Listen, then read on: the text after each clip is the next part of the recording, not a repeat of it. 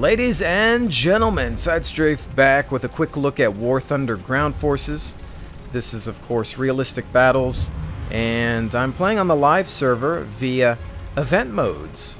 Of course, keep in mind that this is still considered beta, and that all of our progress will be wiped once it enters a more stable or open state. Here we're back in the Panzer IV, Aus F1, and definitely not my favorite. Short barrel 75, really not enough to get the job done, especially at range. It takes a little longer to figure out your bullet drop, and it's just not very effective even at close ranges. At least in this game, it would seem that at point blank, you're not able to do a whole heck of a lot, especially against sloped Russian armor.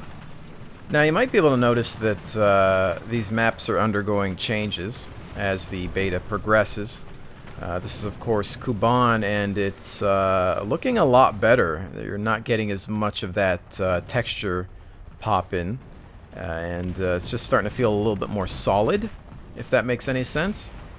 But getting back to the match at hand here, you can see we've got some targets behind hills and tree cover. I'm looking for that muzzle flash to take my shots. That's a little bit of guesswork there, trying to figure elevate, main gun, firing, surface unit destroyed. And I'm a little worried here. You can see I'm turning my camera to the left because I thought I had seen a T-28 move into that direction. So I wanted to back off a little bit and make sure that I wasn't about to get flanked. Unfortunately here, friendly tank down with a T-50 on the rise. I'm trying to put one into his side. One into the tracks, it looks like some minor suspension damage. I'm trying to do some guesswork there, put one into his driver port. You can see we just took a hit, but you couldn't tell that I had taken one. There wasn't really much visual representation of that shot, and then the second one rang in there. But you can see in the lower left-hand corner that I am now damaged. The T-50 wanting to press the engagement. Once again, trying to fire at that driver hatch. He's wanting to ram, it looks like.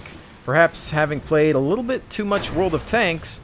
That's not going to work here, buddy. However, I am at the disadvantage. I'm taking damage. He's still trying to ram me.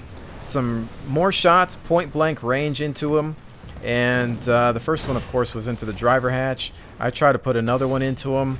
Target undamaged. Now, my gun, I believe, does about 45 millimeters of penetration at this range. He does have 40 mil frontal armor sloped, I believe, and we were unable to do a whole heck of a lot there, although a friendly ends up taking him out, and his tank wreck now disappears. So with that engagement, perhaps a bit iffy, especially just aiming at that driver hatch. Some of you might be thinking, oh, lower glacis, shoot at that. That's a World of Tanks weakness, guys. You have to realize that generally the upper and lower were the same thickness. The only difference was the amount of sloping. And in this case, it was 40 millimeters lower and upper, both extremely sloped. There wasn't much that I could do, so I decided to go for the driver hatch there.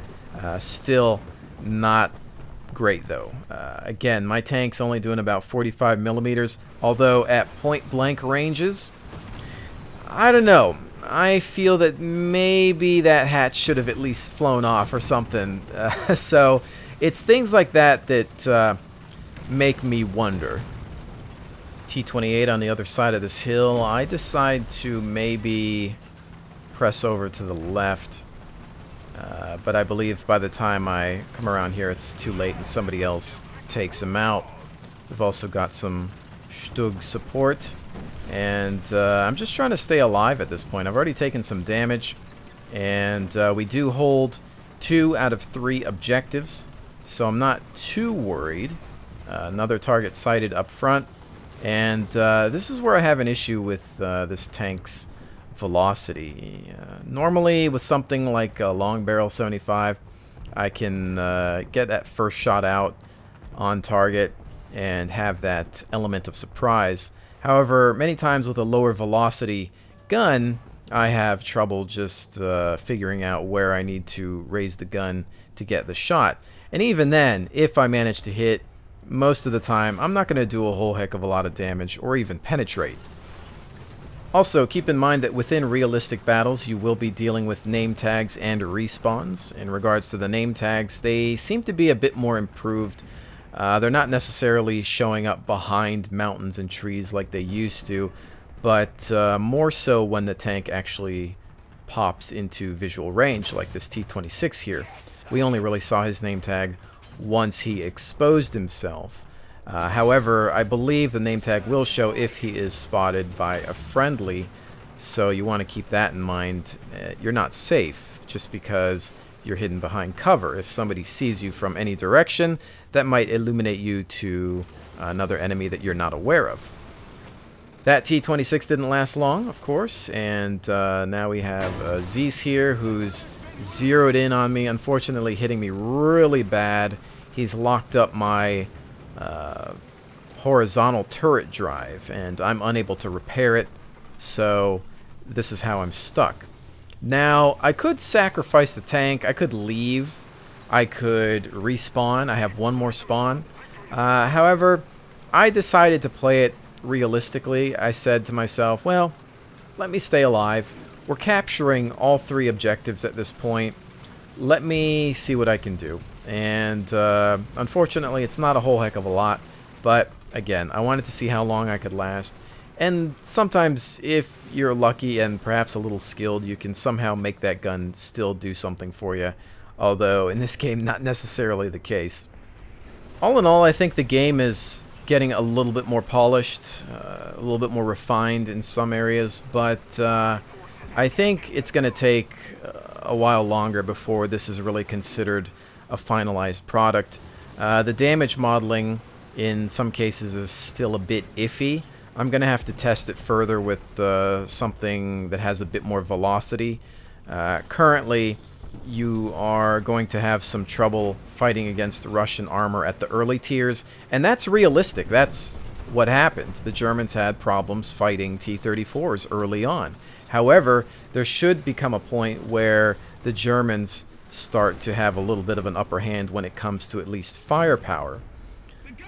So at the early tiers, what you're going to want to do is spend most of your time focusing on objectives to grind through your tanks. So if you can take out a AAA defense or a bunker or something that's considered an in-game objective, do it. If you can capture a flag, do it. If you can do something that's going to earn you XP without having to fight toe-to-toe with Russian armor, then go for it. Because otherwise, you're going to get a little frustrated, and unfortunately, there's not much you can do about it, because in many cases, that's just the way it was in reality. And this game does simulate tank warfare more so than World of Tanks does. Obviously, World of Tanks being a different kind of game, more arcade-like. War Thunder is not 100% realism. It gets better in simulator battles, but even there, it's not perfect. Again, I think that it can be in time, but you know, it's going to take some doing. But for now, you know, treat both games as separate entities and just enjoy them for what they are. But anyways, ladies and gentlemen, with that said, I hope you've enjoyed this look at War Thunder Ground Forces. I will definitely see you on the next one.